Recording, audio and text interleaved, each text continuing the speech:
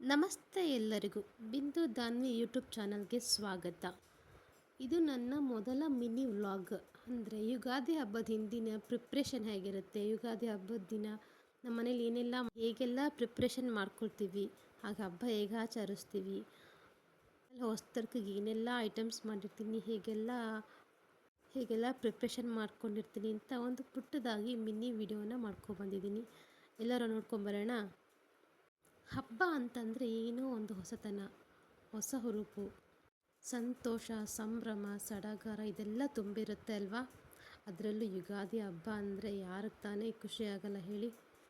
ನಾನು ಕೂಡ ಹಾಗೇ ಎಲ್ಲ ರೆಡಿ ಮಾಡಿಕೊಂಡು ಹಬ್ಬಕ್ಕೆ ಏನೇನು ಬೇಕು ಅಂತ ಎಲ್ಲ ಮೊದಲು ಹಿಂದಿನ ದಿವಸನೇ ತೊಗೊಂಬಂದು ಎಲ್ಲ ಇಟ್ಕೊಂಡಿರ್ತೀನಿ. ಹಾಗೆ ಮತ್ತೆ ಇನ್ನೇನು ತೊಂದರೆ ಆಗಬಾರ್ದಲ್ವ, ಹಾಗಾಗಿ ಎಲ್ಲ ನೆನಪಿಸ್ಕೊಂಡು ತೊಗೊಬಂದು ರೆಡಿ ಮಾಡಿ ಇಟ್ಕೊಂಡಿರ್ತೀನಿ.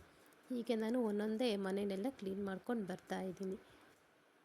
ಮನೆಯನ್ನು ಎಷ್ಟು ಕ್ಲೀನ್ ಮಾಡಿದ್ರೂ ಸಾಕಾಗೋದೇ ಇಲ್ಲ ಅಲ್ಲ ಹಬ್ಬದ ದಿನಗಳಲ್ಲಿ. ನೋಡಿ, ನಮ್ಮ ಮಕ್ಕಳಿರೋ ಮನೆಯಲ್ಲಂತೂ ಕೆಲಸ ಅಂತೂ ದಿನ ಇದ್ದಿದ್ದೇ ಅಲ್ವಾ. ನಾವು ಕ್ಲೀನ್ ಮಾಡ್ತಾ ಇರ್ತೀವಿ, ಮಕ್ಕಳು ಗಲೀಜು ಮಾಡ್ತಾನೆ ಇರ್ತಾರೆ. ಹಾಗಾಗಿ ನಾನು ಡೆಕೋರೇಟಿವ್ ಆಗಿ ಇಟ್ಕೊಳ್ಳೋಕ್ಕೂ ಮೊದಲು ನನಗೆ ಕ್ಲೀನಾಗಿರಬೇಕು. ಹಾಗಾಗಿ ನಾನು ಯಾವಾಗಲೂ ಅಷ್ಟೇ ಮನೆಯನ್ನು ಕ್ಲೀನಾಗಿ ಇಟ್ಕೊಳ್ಳೋದ್ರಲ್ಲೇ ಇರ್ತೀನಿ. ಡೆಕೋರೇಟಿವ್ ನೆಕ್ಸ್ಟ್, ಫಸ್ಟ್ ಮನೆ ಕ್ಲೀನಾಗಿರಬೇಕಲ್ವಾ.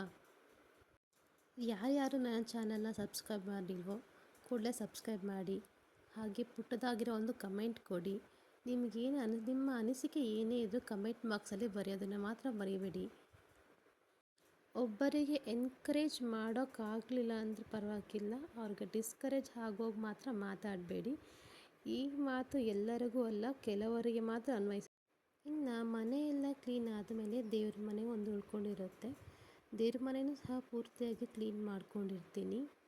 ಯಾಕಂದರೆ ಹಬ್ಬದ ದಿವಸ ನನಗೆ ಯಾವುದೇ ರೀತಿ ಲೇಟ್ ಆಗಬಾರ್ದು, ಬೇಗ ಪೂಜೆ ಆಗಲಿ ಅನ್ನೋ ಕಾರಣಕ್ಕೆ ಮಾತ್ರ ನಾನು ಹಬ್ಬದ ಹಿಂದಿನ ದಿವಸನೇ ದೇವ್ರ ಮನೆಯೆಲ್ಲ ರೆಡಿ ಮಾಡ್ಕೊಂಡು ಇಟ್ಕೊಂಡಿರ್ತೀನಿ. ಇದೊಂದೇ ಹಬ್ಬ ಅಂತಲ್ಲ, ಪ್ರತಿ ಹಬ್ಬದಲ್ಲೂ ಅಷ್ಟೇ ಹಿಂದಿನ ದಿನ ರಾತ್ರಿನೇ ನಾನು ಇಷ್ಟು ದೇವ್ರ ಮನೇನ ರೆಡಿ ಮಾಡ್ಕೊಂಡು ಇಟ್ಕೊಂಡಿರ್ತೀನಿ.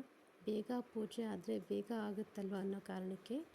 ಇನ್ನು ಹಬ್ಬದ ದಿವಸ ಬೇಗನೆ ಎದ್ದು ಆಚೆಗಡೆ ತೊಳೆದು ರಂಗೋಲಿ ಹಾಕಿ, ನನಗೆ ರಂಗೋಲಿ ಅಂದರೆ ಹಬ್ಬದ ದಿವಸ ರಂಗೋಲಿಗೆ ಬಣ್ಣ ತುಂಬಿದ್ರೇ ಹಬ್ಬ ಕಂಪ್ಲೀಟ್ ಆಗೋ ಥರ ಅನಿಸುತ್ತೆ. ಹಾಗೆ ಬಾಗಿಲಿಗೆ ಹಸಿರು ಮಾವು ಬೇವುಗಳ ತೋರಣ, ಅರಿಶಿಣ ಕುಂಕುಮ ಹೂವುಗಳಿಂದ ಅಲಂಕಾರ, ನಮ್ಮ ಪುಟ್ಟ ದೇವರ ಮನೆಗೆ ನನ್ನ ಕೈಲಾಗೋಷ್ಟು ಅಲಂಕಾರ. ಹಾಗೆ ನನ್ನ ಮಗಳು ಕೂಡ ಬೇಗ ರೆಡಿ ಆಗಿಬಿಟ್ಲು.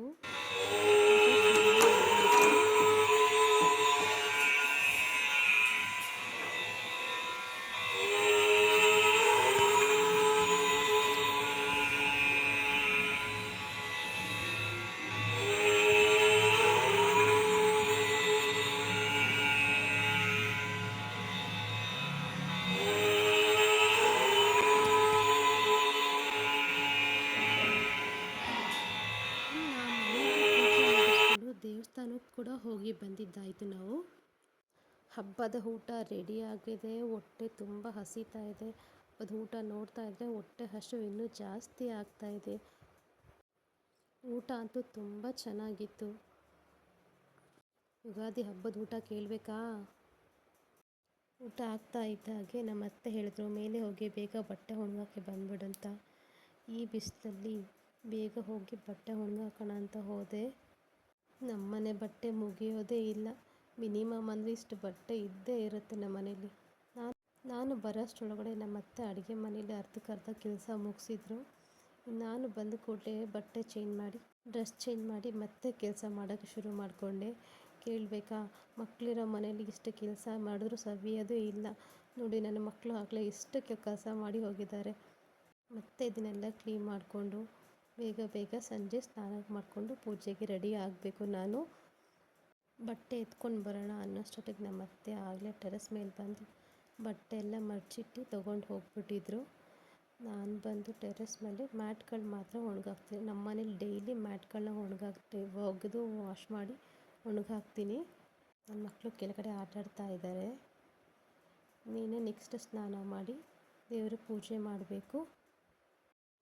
ನಮ್ಮ ಮನೆಯ ಈ ವರ್ಷದ ಯುಗಾದಿ ತುಂಬ ಶಾಂತವಾಗಿ ತುಂಬ ಖುಷಿಯಿಂದ ಆಚರಿಸಿದ್ವಿ. ಸಂತೋಷ ಆಯಿತು ಇವತ್ತಿನ ಯುಗಾದಿ ನನಗೆ ಆಚರಿಸಿದ್ದು.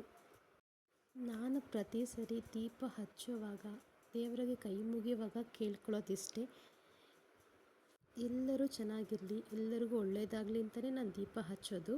ಪ್ರತಿ ಬಾರಿ ದೀಪ ಹಚ್ಚಿದಾಗೂ ನಾನು ಹೀಗೆ ಕೇಳ್ಕೊಳ್ಳೋದು ದೇವ್ರ ಹತ್ರ.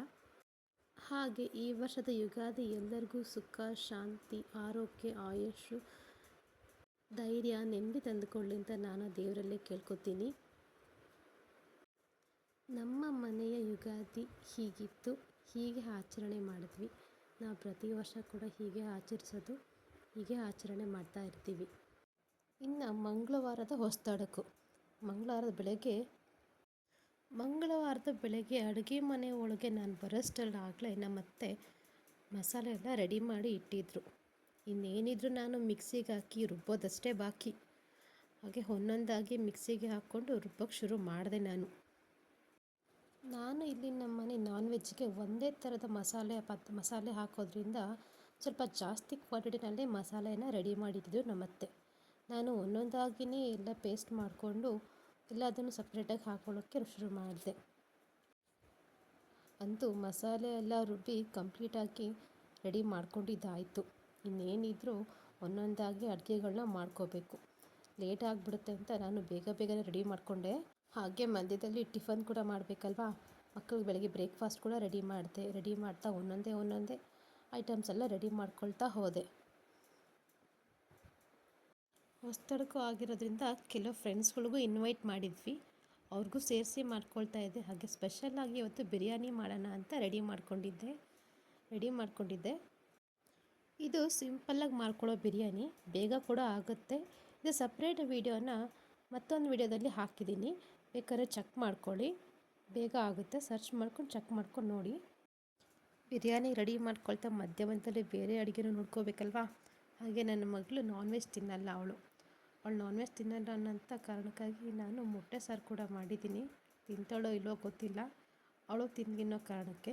ಈ ಕಡೆ ನನ್ನ ಮಗನಿಗೆ ಫೇವ್ರೆಟ್ ಅಂತ ಪೆಪ್ಪರ್ ಚಿಕನ್ ಕೂಡ ರೆಡಿ ಮಾಡ್ತಾಯಿದ್ದೀನಿ. ಅವನಿಗೆ ಪೆಪ್ಪರ್ ಚಿಕನ್ ಅಂದರೆ ತುಂಬ ಇಷ್ಟ. ಹಾಗೆ ಬಿರಿಯಾನಿ ಕೂಡ ಬೇಗ ಮಾಡ್ಕೊಂಬಿಡೋಣ.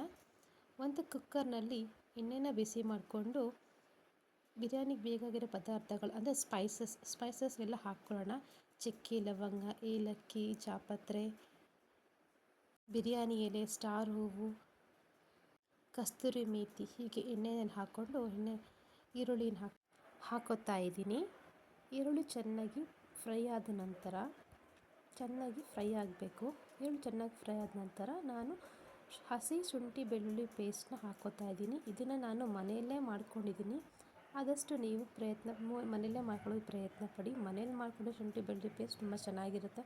ಅಂಗಡಿ ಥರ ಅಂತೂ ಅಷ್ಟೇ ಚೆನ್ನಾಗಿರಲ್ಲ ಅಂತ ನನ್ನ ಅಭಿಪ್ರಾಯ. ಅದು ಫ್ರೈ ಆದ ನಂತರ ಪುದೀನ ಹಾಕ್ಕೊಳ್ಳೋಣ.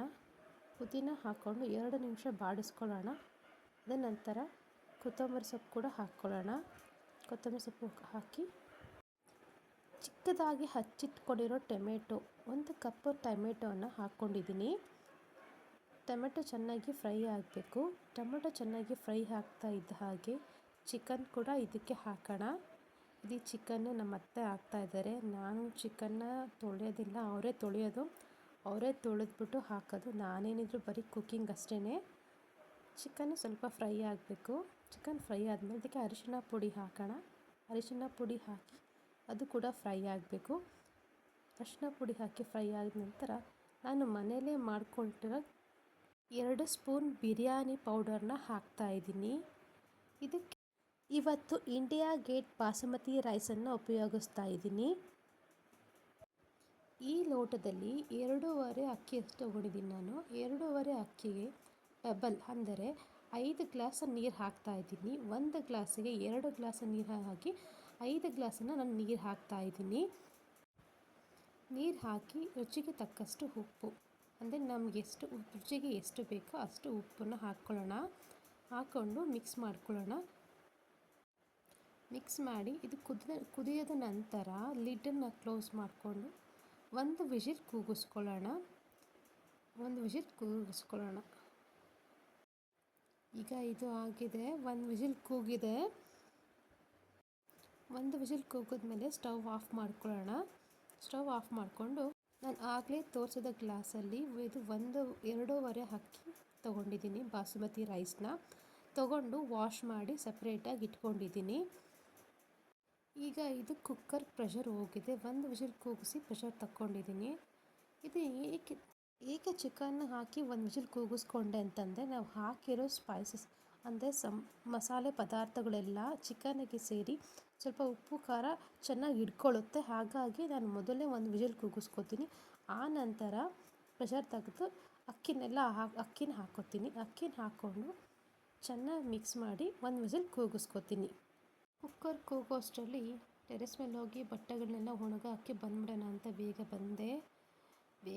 ಒಣಗ ಹಾಕ್ಬಿಟ್ಟು ಹೋಗೋ ಅಷ್ಟೊತ್ತಿಗಾಗಲೇ ಕುಕ್ಕರ್ ಕೂಗಿ ವಿಷಲ್ ಹಾರಿತ್ತು. ದಿನ ನಮ್ಮ ಅತ್ತೆನೇ ಬಟ್ಟೆ ಒಣಗ ಹಾಕೋದು. 2 ದಿವಸದಿಂದ ಅವ್ರ ಕೈಲಿ ಆಗ್ತಿಲ್ಲ ಅಂತ ಹೇಳ್ಬಿಟ್ಟು ನಾನು ಬಂದಿದ್ದೀನಿ ಅಷ್ಟೇ.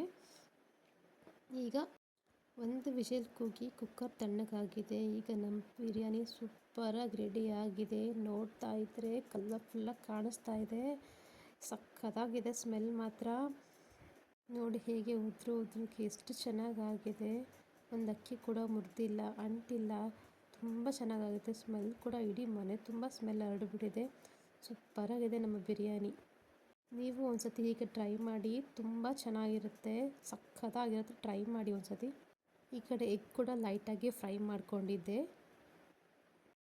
ಅಂತೂ ನಮ್ಮನೆ ಹೊಸದಕ್ಕಿನ ಅಡುಗೆ ಸಂಭ್ರಮ ಮುಗೀತು. ಇನ್ನೇನಿದ್ರು ಬ್ಯಾಟಿಂಗ್ ಮಾಡೋದೇ.